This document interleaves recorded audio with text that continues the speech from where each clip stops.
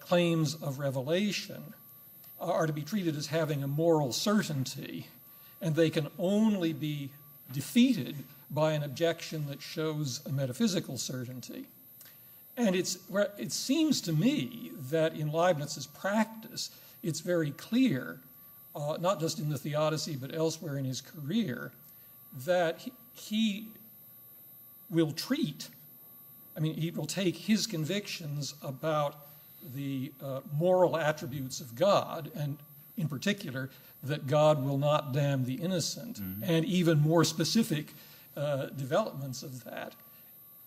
He will treat them as a basis for peremptorily dismissing any interpretation of revelation that is contrary to them, or if the interpretation comes from an authority that he's unwilling to just set aside, he will twist the wax nose of authority as ruthlessly as he has to keep it from making any change in his conviction about the moral attributes of God. Maybe you disagree, but that's the way I read him. Thank you very much.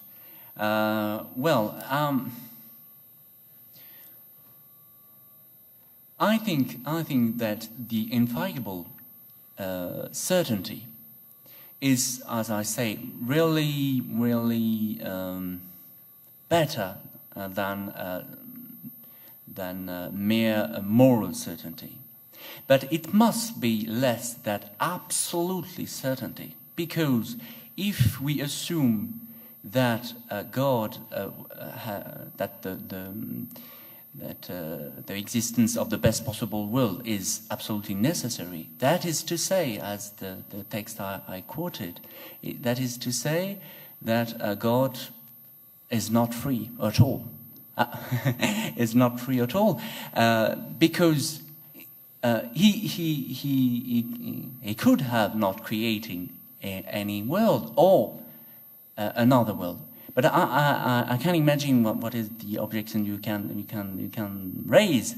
That is to say, that what is a perfect being that would make something that is not conform to his perfection, and do something that is a lack of wisdom, or lack of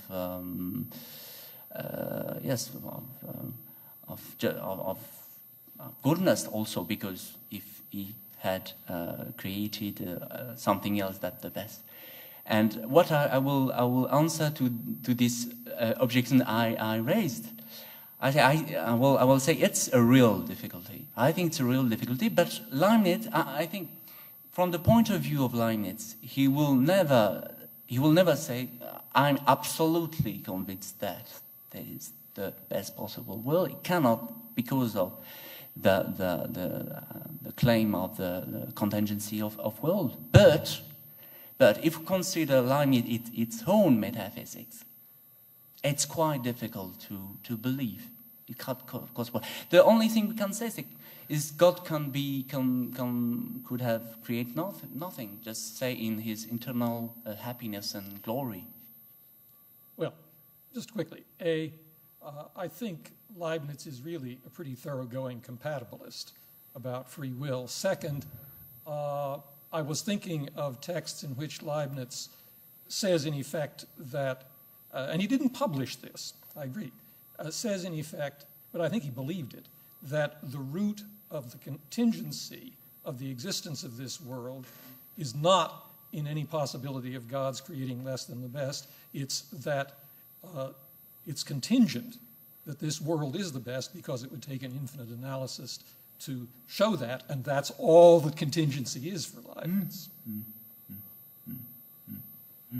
And just about the impossibility, it's if I remember well the text, he does not say that the possibility of damning innocent people. He said it's a moral impossibility. But that is very interesting. That he said that this moral impossibility has more weight than the metaphysical impossibility. That is very strange, that text. We'd better keep moving on, Ted. So thank you for your talk. I learned a lot from it. I guess I just want to probe a bit this distinction between the two wings that Mogens was sort of questioning, and have a proposal for you and see what you think of it. So you might think, so there's no strict demonstrations in either wing, because you're not dealing with absolute necessities here.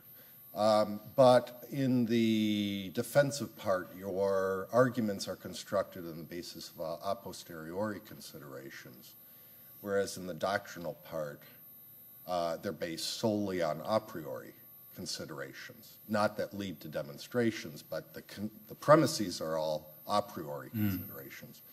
I'm wondering, is that how we could draw the distinction, and textually does that hold up? That is it the case that he doesn't use in the defensive part arguments drawing on a priori considerations? Yes, he does. He does. For an example of that is the way Leibniz tackled the question of God's permission of evil in the preliminary dissertation, and the way he responds to the same question in the doctrinal part, in the first part. In the preliminary dissertation, very quickly, Leibniz said that the objection of Bayle, that if we preview the sin and you not prevent it, you are an accomplice. That argument, say Leibniz, is not a demonstration. It's just a big presumption that you are accomplice of the sin, and it just there is the unique argument he used in this part, and in the doctrine part, he gave all the metaphysical basis of this theory of permission, and it is more convincible because he said that because of good reasons, God had good reason of permitted the real, because it is the consequence of an imperative duty to permit evil. It's the way he can justify the permission of evil, that if we prevent it, if God prevents it, he will fail. He will make something that is wrong, because he will act against the choice of the best possible world, because that sin is in the best possible, is included in the best possible world. Well, so I was trying to help you, and so you're resisting. So is it the case then that these sort of bleed together, and there isn't really a deeply principled way, except to say that in the one hand he's responding to Bayle's arguments and it's focused on that, and the other hand he's focusing on his own view? That's going to be just the difference. Yes. Just to make confusion complete about who's holding what ground here, I think the distinction you make it's better than the doctrinal defense between a priori and posteriori.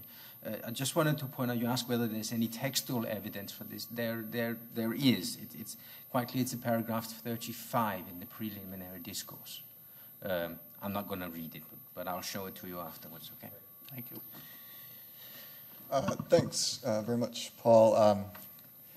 This is my lot in life. I'm just going to pick up some table scraps from what Bob left and push the point a little bit. It seems like you were blurring together three different propositions, and I just wanted to see if you thought there was much distinction between them or how it might help. The proposition that of all the infinitely many possible worlds, there is a single best. That's one. Second, that God creates whatever world satisfies a description, the best possible world. So whatever world turns out to be the best, God creates that one. And third, that the actual world, our world, is the one that satisfied that description. Our actual world is the best possible world. And I certainly see how your point about infinite analysis and contingency, and hence non-metaphysical sort of modalities attaching to the third is going to play, right? So that's not going to be the case for Leibniz. It's metaphysically necessary that this world is the best possible world, and so subject to a priori proof in the way you say. But I'm not, So textually, he seems a lot of